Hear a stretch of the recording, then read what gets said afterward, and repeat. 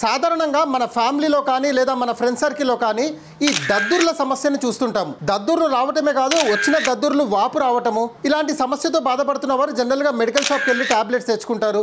ఇది ఇన్స్టెంట్ రిలీఫే. అయితే ఇప్పుడు మీకు ఒక హోమ్ రెమెడీ చెప్తాను. ఈ హోమ్ రెమెడీ వాడడం ద్వారా దద్దుర్ల సమస్య ఫర్దర్ గా రాకుండా ఇది వేర్లతో సహా తీయడానికి రెమెడీ మీకు అద్భుతంగా ఉపయోగపడుతుంది. ఈ సమస్యతో ఎవరైతే బాధపడుతున్నారో వారి వద్దకు ఈ వీడియో తప్పకుండా షేర్ చేయండి. ముందుగా ఒక గ్లాసు లేదా ఒక బౌల్ తీసుకోండి. అందులో 3 నుంచి 4 నల్ల మిరియాలు వేయండి, 1/2 టీ స్పూన్ అల్లం రసం వేయండి, 1/2 టీ స్పూన్ ఆవు నెయ్యి, కెమికల్ నెయ్యి కాదు నేను చెప్పేది, ఆర్గానిక్ ఆవు నెయ్యి వేయండి. ఈ మిశ్రమాన్ని బాగా కలపండి. ఈ కలిపినటువంటి మిశ్రమాన్ని ఉదయము ఎంటీ స్టమక్ తో, ఖాళీ కడుపుతో గోరువెచ్చని నీటితో తీసుకోవడం ప్రారంభించండి. ఇలా మీరు రెగ్యులర్ గా చేయడం వల్ల దద్దుర్లు ఉబ్బే సమస్యకు ఈ రెమెడీ అద్భుతంగా ఉపయోగపడుతుంది.